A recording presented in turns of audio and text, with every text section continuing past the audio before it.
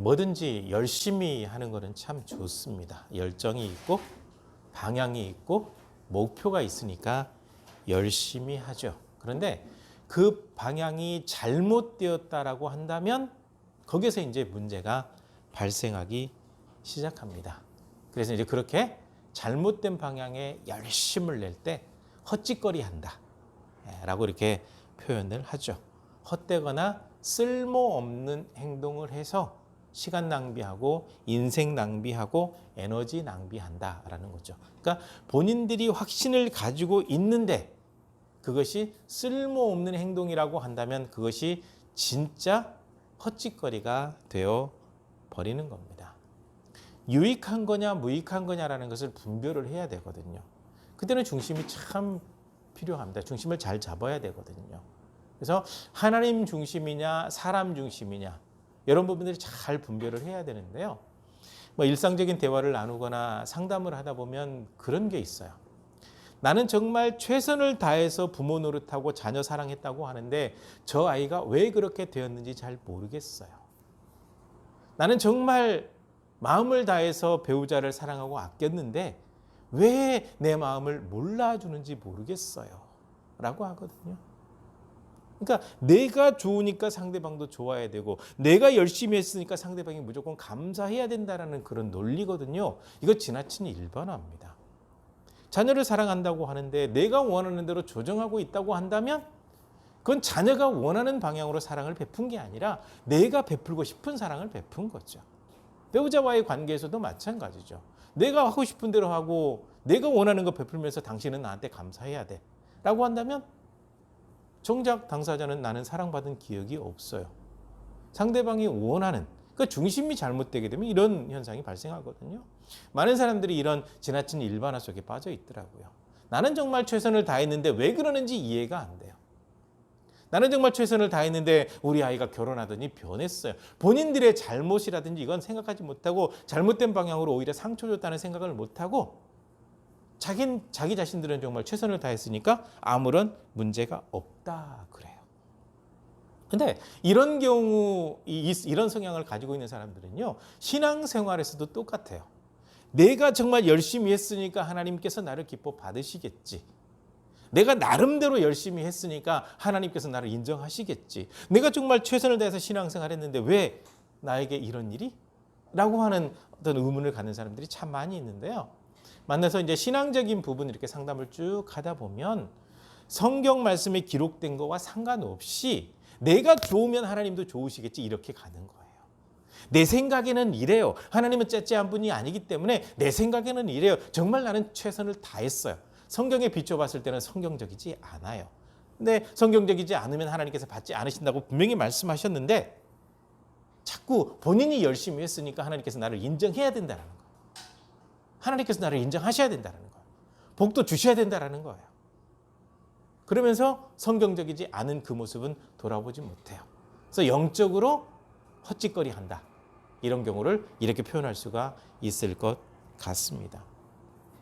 그러니까 무익한 사람이 되어버린다라고 하는 것은 무엇이냐면 나는 정말 최선을 다했지만 상대방에게 오히려 상처와 아픔을 준다고 한다면 무익한 사람이 되는 거죠. 무익한 신앙이라고 한다면 하나님께서 원하시는 뜻대로 순종하지 않으면서 나는 정말 열심히 신앙생활 한다라고 말한다고 한다면 그걸 바로 무익한 신앙이다라고 표현할 수가 있습니다. 주님께서 이렇게 말씀하셨거든요. 저 무익한 종을 밖으로 내쫓아서 슬피 울면서 이를 갈게 만들어라. 그다음에 이제 그 마태복음 25장에 보게 되면 양과 염소 자리로 구별한 그 이제 비유에서 양의 자리에 있는 사람들은 칭찬했지만 염소 자리에 있는 사람들은 무익하다. 너희가 불구덩이성에 던져질 거다라고 표현을 했거든요. 그러니까 영적으로 깨어있고 하나님 중심으로 가느냐 그렇지 않느냐는 굉장히 중요합니다. 자칫 잘못하게 되면 하나님과 상관없이 잘못된 방향으로 열심을 낼 가능성이 커지기 때문에 그래요. 그래서 늘 말씀드리는 겁니다. 그것이 하나님의 뜻입니까? 하나님께서 원하시는 방향입니까? 성경에 비추어 보았을 때 그것이 옳습니까? 자꾸 그 질문을 던져서 점검하게 하는 거거든요. 하나님의 뜻에 맞추어야 돼요. 그래야 유익한 열심이 되는 거고, 하나님의 뜻에 맞추지 못하면 잘못된 열심, 무익한 열심이 되는 겁니다. 지금 바울 사도를 대적하고 있는 이 유대인들은요, 잘못된 열심에 사로잡혀 있습니다. 이들의 목적은 바울을 죽이는 겁니다. 왜냐하면 바울을 죽이는 것이 옳다고 생각하고 있거든요. 하나님께서 선택하시고 예수님께서 인격적으로 만나주시고 이방인의 사도로 세워서 하나님의 일꾼으로 쓰고 있다는 사실을 완전히 무시해버린 채 사도 바울은 잘못된 진리를 전하고 있기 때문에 죽여야 합니다. 이것이 하나님께서 우리에게 주신 지상 명령입니다라고 거기에 열심하고 있거든요. 바로 이런 경우가 잘못된 열심이죠. 잘못된 열심입니다. 이 열심에 매달리게 되니까 어디까지 가냐면 바울을 죽이기 전에는 먹지도 마시지도 않겠다라는 거거든요. 여러분, 먹지도 마시지도 않는다라는 게 뭔 줄 아십니까? 단식투쟁입니다. 성경에 나오는 금식기도요, 우리말로 하면 단식투쟁입니다. 하나님 앞에 정말 간절하게 이 응답받아야 될 기도 제목이 있으니까 하나님 앞에 단식투쟁하는 겁니다. 하나님, 제가 굶어 죽을 각오로 하나님 앞에 기도하오니 하나님께서 이 기도가 마음에 합하신다고 한다면 응답해 주십시오. 이게 금식기도잖아요. 참 좋은 말로 포장되어 있지만 좀 나쁜 말로 하면 하나님 앞에서 단식투쟁하는 건데요. 이 유대인들이 하나님 앞에서 지금 단식투쟁하는 겁니다. 이 단식투쟁이 뭐냐면 하나님, 바울 사도를 죽일 수 있도록 도와주십시오. 이게 유익합니까? 40명이나 되는 사람들이 하나님 앞에 선택받은 사람들, 하나님 앞에 하나님의 말씀대로 살고 있다고 하는 사람들, 하나님의 율법대로 순종하는 사람들이라고 자부하는 사람들이 하나님께서 선택한 일꾼을 죽이겠다고, 그 중에 40명 정도 되는 사람이 바울을 죽이기 전에는 먹지도 마시지도 않겠다라는 겁니다. 즉 금식하면서 하나님, 바울 사도 죽이기에 도와주십시오 하는 거와 똑같아요. 잘못된 열심이죠. 이 잘못된 열심에 하나님께서 은혜를 더하신다고 한다면 큰 문제가 되겠죠. 절대로 은혜를 더하시지 않습니다. 그들이 작정하고 먹지 않고 그냥 곡기를 끊어버리고 바울 사도를 죽이겠다고 덤볐지만 그들의 목적은 이루어지지 않습니다. 그래서 여기에 한 가지를 더 더하죠. 음식을 먹지 않고 하나님 앞에서 단식투쟁하면서 바울을 죽이겠다라고 하면서 여기에다 한 가지 더 더해요. 속임수를 쓰겠다라는 겁니다. 속임수. 그 악의 연대기를 쭉 추정이 올라가면요, 악의 연대기 가운데 속임수가 최고로 먼저 시작됐습니다. 그 성경에는 정확히 기록이 되어 있지 않지만 이 루시퍼라고 하는 하늘의 음악을 관장하는 이 천사가 교만해졌어요. 하나님을 내쫓고 내가 하나님의 자리에 앉아야 되겠다 해서 그것이 발각되는 바람에 쫓겨났어요. 그 루시퍼와 그 무리들이 쫓겨났죠. 이게 사탄과 그 무리들이에요. 사탄과 그 무리들이 내려와 가지고 제일 먼저 한 일이 무엇이냐면 하나님의 형상을 닮은 인간들을 망가뜨리는 일이거든요. 그래서 악의 연대기를 추정해서 쭉 올라가게 되면 이 악이 어디에서 이 처음 드러나는 거냐면 에덴 동산에서 드러납니다. 성경에 기록된 거를 봤을 때요. 이때 악의 연대기 가운데 가장 먼저 시작된 악이 뭐냐면 속임수입니다. 뱀이, 그러니까 사탄이 이 뱀에게 들어간 거죠. 정확히 이제 성경에는 뱀이라고 나와 있으니까 뱀이라고 하겠습니다. 이 뱀이 하와에게 거짓말을 했던 거거든요. 어떤 거짓말을 했냐면 동산 중앙에 있는 선악을 알게 하는 나무의 열매를 따먹게 되면 네가 눈이 밝아져서 선악을 구별하는 일에 하나님과 똑같이 된다라고 한 거예요. 하나님께서는 아담에게 뭐라고 말씀하셨냐면 다른 열매는 다 따먹어도 된다. 생명나무 열매 따먹지 말라는 얘기도 없어요. 따먹어도 돼요. 그런데 선악을 알게 하는 나무의 열매를 따먹게 되면 네가 당장 죽으리라가 아니라 정령 죽으리라고 말씀하셨거든요. 죽는다고 말씀하셨어요. 근데 이 뱀은 거짓말을 했죠. 어떤 거짓말이냐면 네가 하나님처럼 된다. 악의 연대기 가운데 속임수가 가장 많기 때문에 사람과 사람 사이에 진행되는 그 수많은 대화 중에 거짓말이 제일 많습니다. 속임수가 제일 많습니다. 실제로 그래요. 네. 그래서 속임수를 동원을 합니다. 이 속임수를 어떻게 동원하는 거냐? 일단 사도 바울을 현재 지금 누가 보호하고 있는 거냐면 로마인 군대 천부장에, 그러니까 천부장이면 이 병사 한 1,000명 정도를 건졌기 때문에 우리나라로 따지면 정확하지는 않지만 중대장 정도 격이 된다고 생각하시면 될 것 같아요. 네. 대대장 정도. 중대장은 좀 인원이셨고요. 대대장 정도 된다고 보시면 될 것 같고요. 일단 이 사람인데 이 사람은 원래 로마인이 아니었고 이제 시민권을 샀거든요. 돈이 많으니까 돈을 많이 주고 시민권을 사서 이제 군대 장교까지 된 사람이에요. 이 사람이 가만 내버려 두게 되면 유대인들이 바울을 죽여버릴 것 같아요. 이 사람은 지금 시민권을 사서 로마 시민이 되었지만 바울 사도는 태어나면서부터 로마 시민이거든요. 시민권을 가지고 있거든요. 그래서 보호해 두고 있습니다. 그러니까 지금 바울이 어디에 있는 거냐면 로마 군대가 있는 군대 그 부대 안에 지금 보호를 받고 있는 겁니다. 그러니까 죽이기로 작정은 했는데 죽일 방법이 없어요. 군인들하고 싸워봐야 뭐 창칼 들고 있는 군인들하고 싸워봐야 뭐 잽도 안 되죠. 그래서 속임수를 쓰기로 한 겁니다. 이 40여 명의 사람들, 즉 바울을 죽이기 전에는 먹지도 마시지도 않겠다고 했던 이 40여 명의 사람들이 대제사장들을 찾아가요. 찾아가가지고 우리는 바울을 죽이기로 작정했으니까 숨어서 기다리고 있겠다. 그러니까 당신들이 가가지고 천부장에게 바울에게 좀 더 자세한 것을 물어보고 싶은 것이 있다. 그렇게 얘기를 해서 마치 뭔가를 물어볼 것처럼 바울을 데리고 나오면 숨어 있다가 갑자기 공격을 해서 바울을 죽이도록 하겠다. 이렇게 속임수를 쓴 거예요. 악하죠.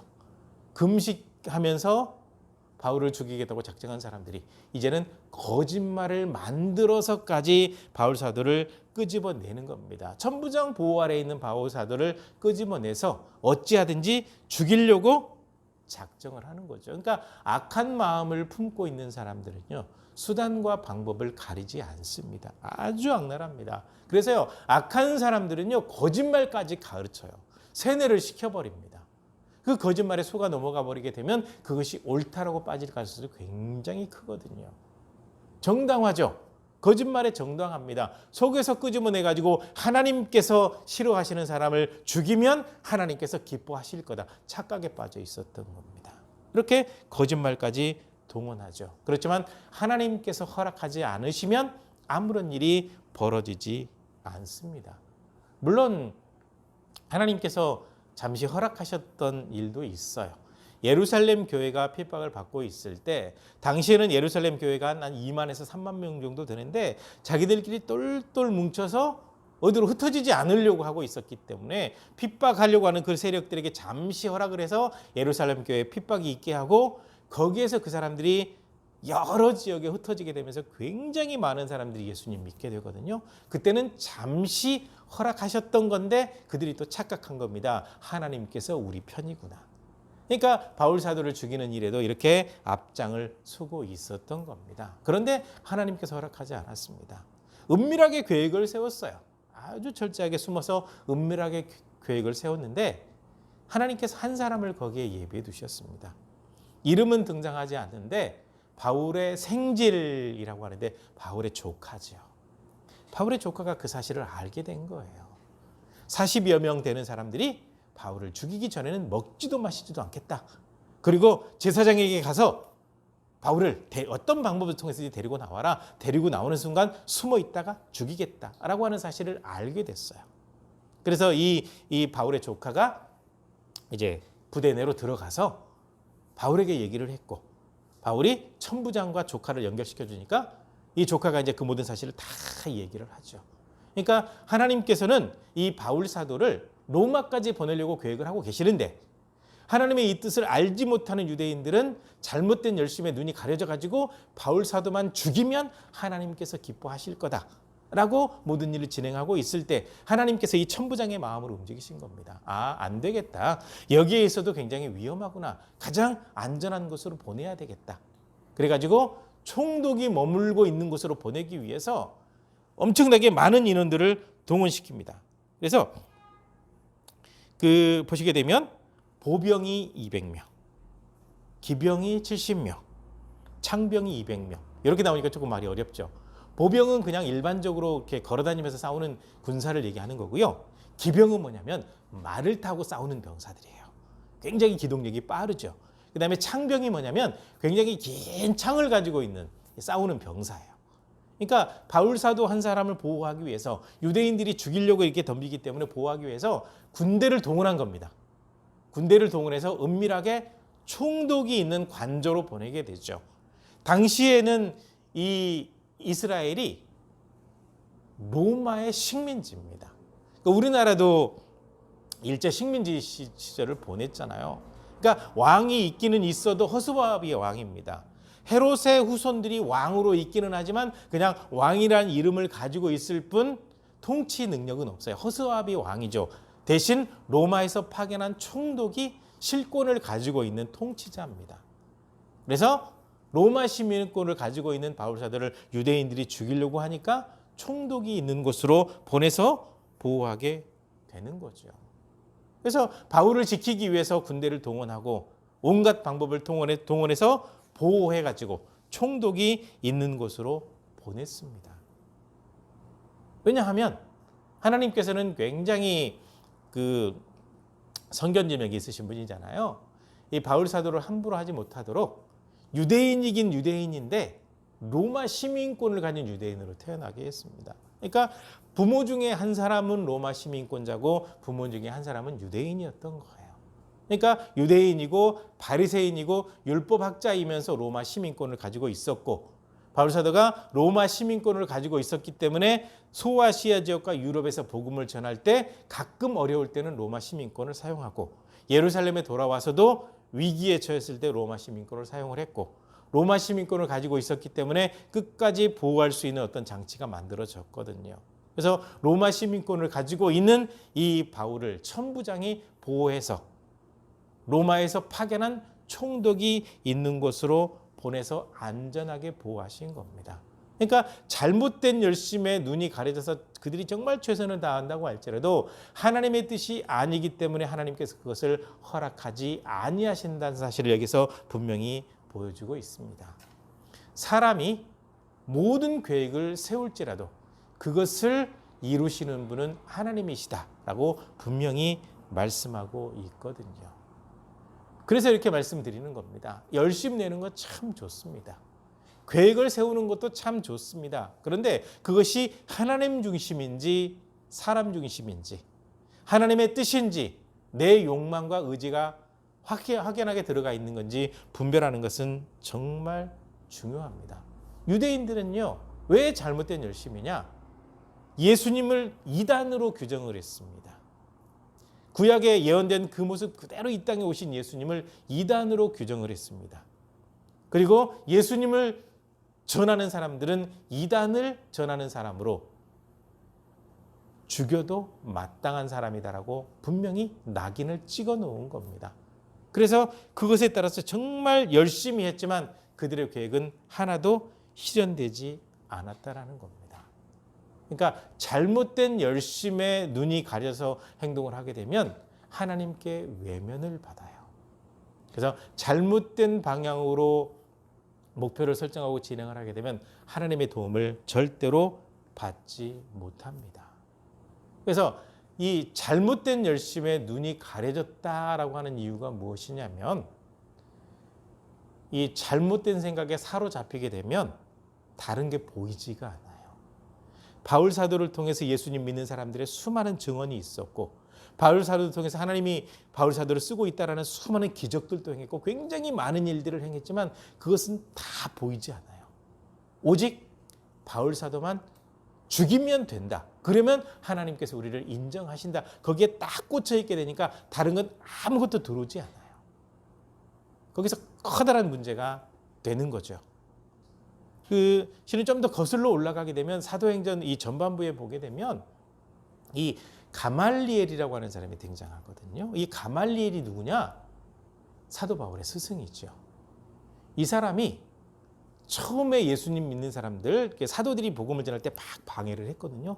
방해할 때 가말리엘이라고 하는 사람이 딱 등장해서 뭐라고 얘기를 했냐면, 여러분 유대인들 정말 이거 잘 들어봐야 됩니다. 만약에 이 사람들이 지금 하고 있는 일이 하나님께서 이들을 선택해서 진행하는 일이라고 한다면 하나님의 일이고, 지금 이 사람들이 하고 있는 일을 방해하고 있다고 한다면 여러분들은 지금 하나님의 일을 방해하는 겁니다. 그리고 만약에 이 사람들이 하는 일이 하나님의 선택이 아니고 자기들 스스로 알아서 하는 일이라고 한다면 이 사람들의 계획은 반드시 무너질 겁니다. 그러니까 대적하지 말고 그냥 지켜보십시오라고 지혜로운 말을 해줬어요. 가말리엘이라고 하는 굉장히 뛰어난 학자고 그 유대 세계에서는 최고로 존경받는 선생이거든요. 그 사람이 등장해서 얘기를 했음에도 불구하고 듣지 않아요. 그 사람들이 듣지 않았기 때문에 계속 그 뒤에 이어서 등장하는 수많은 유대인들도 마찬가지로 하나님의 일인지 아닌지는 상관이 없는 상황이 돼버린 거죠. 관심이 없게 돼버린 겁니다. 그렇게 되다 보니까 눈이 완전히 가려졌죠. 자기들끼리 서로 나누고 강화시킨 그 일로 인해서 눈이 완전히 가려져 버리게 된 거죠. 그렇게 되니까 단식투쟁하면서 그리고 거짓말을 하면서까지 그 모든 일을 하고 있게 된단 말이죠. 참 무섭습니다. 그러니까 잘못된 열심에 눈이 가려지게 되면 이런 일이 벌어지게 되거든요. 오늘날도 마찬가지입니다. 교회 안에서 목회자를 괴롭히거나 성도를 괴롭히거나 교회가 무너지게 하면서도 이것이 하나님의 일이라고 주장하는 사람들이 굉장히 많아요. 있고요. 건전한 교회 가운데서 그런 일이 벌어지고 많지는 않아요. 그런데 실제로 있어요. 마치 어떤 목사는 교주처럼 살아요. 공동체 한다고 하고 성도들은 깨재재하게 사는데 본인은 누릴 것 다 누리면서 하나님의 뜻대로 움직인다고 해요. 이단에 가까워요. 그런 사람들이 있는가 하면 실제로 이단들이요. 특히 신천지. 그다음에 최근에 아베 무슨 사건과 관련돼 나타난 통일교. 그다음에 최근에 또 불거진 그 정명석. 그다음에 그 두 번째 메시아는 여자여야 된다고 하는 중국에서 건너온 동방 번개파. 그 외에도 수많은 이단들이 있어요. 제가 블로그에다가 영적 학대에 대해서 글을 쓰면서 현존하고 있는 이단들, 사람들의 어떤 인생을 갉아먹는 이단들에 대해서 쭉 썼어요. 신천지, 통일교, 정명석, 동방번개, 캐톨릭도 지금 성상을 숭배하기 때문에 잘못된 방향이거든요. 쭉 써놨더니 아마 신천지 그 이론일 가능성이 큰데 네이버에다가 제보를 해가지고 제 글을 공개 못하게 막아놨더라고요. 그래서 제가 네이버 팀에다 메일을 보냈습니다. 지금 그들의 행위가 수많은 사람들을 무너뜨리고 있고 많은 사람들이 그들의 행위에 말려들지 않고 망하지 않기 위해서는 정당하게 알 권리가 필요한데 알 권리 왜 막았냐? 풀어라. 보내놨어요. 한 달 정도 검토한 다음에 문제가 없으면 풀어준다고 얘기를 하더라고요. 이렇게 심각합니다. 그러니까 잘못된 열심에 눈이 가려진 사람들이 여기는 지금 유대인들인데 지금 현재 건전한 교회 내에도 그런 사람들이 있고 특히 이단들이 잘못된 열심에 눈이 가려져 있거든요. 그러면서 그들의 한결같은 주장이 뭔 줄 아세요? 하나님의 뜻이라는 겁니다. 하나님의 뜻이라는 거예요. 신천지한테 물어봤습니다. 누가? 하나님의 뜻이고 좋은 진리를 전하는데 왜 거짓말을 하세요? 거짓말을 해서라도 구원해야죠. 진리 아닙니다. 잘못된 열심에 눈이 가려진 사람들의 망언에 불과하죠. 그렇습니다. 그러니까 잘못된 열심에 눈이 가려지게 되면 진리가 보이지 않습니다. 사람의 인생이 보이지 않습니다. 인격이 보이지 않습니다. 구원과도 관계없습니다. 이 땅에서 자기들의 세력만 넓히면 됩니다. 유대인들이 그랬고 방해한다고 생각하면 죽여버리면 되고 실제로 그런 일이 현재에도 벌어지고 있거든요. 굉장히 무섭습니다. 이 본문에는 유대인들이 눈에 가려져 있지만 지금 목회자들 가운데 성도들 가운데 이단론자들 다 잘못된 열심에 눈이 가려진 사람들이 있단 말이죠. 이거를 분별해내지 않으면 안 돼요. 말려들지 않아야 됩니다. 그래서 항상 바울 사도의 방법을 선택을 해야 됩니다. 어떤 상황에 처하든지 하나님의 뜻을 먼저 찾는 거죠. 어떤 상황에 처하든지 하나님께 모든 것을 맡길 줄 알아야 되는 거죠. 어떤 상황에 처하든지 하나님께서 내게 주신 대로 하나님의 말씀대로 순종하는 삶을 살아갈 때 잘못된 열심에 눈이 가려진 사람들로부터 우리가 능히 싸워서 이겨나갈 만한 힘을 얻을 수 있는 거죠. 주님께서 그러한 성도들을 보호하시고 돌보시고 지켜주시기 때문에 그렇습니다. 지금 우리 주변에도 잘못된 열심에 눈이 가려진 사람들이 참 많이 있기 때문에 분별해야 돼요. 그리고 더 염려가 되는 것은 내가 혹시 잘못된 열심에 눈이 가려지지 않을까 조심해야 됩니다. 특히요, 최근에도 들은 이야기입니다. 예언기도 하는 분들이 아주 거짓말에 능해요. 본인의 생각을 얘기하면서 하나님의 음성을 들었다 그래요. 결국 그들의 말 들었다가 깨지는 가정에 대한 얘기를 최근에 들었습니다. 그러니까 나 자신도 잘못된 열심에 눈이 가려지면 안 돼요. 굉장히 심각할 수가 있거든요. 그러니까 잘못된 열심에 눈이 가려진 사람이 되지 않도록 말씀으로 무장하고 영적으로 깨어있고 하나님의 뜻을 분별한 가운데 건강한 믿음을 잘 만들어 가시기를 주님의 이름으로 간절히 부탁을 드립니다. 기도하시겠습니다.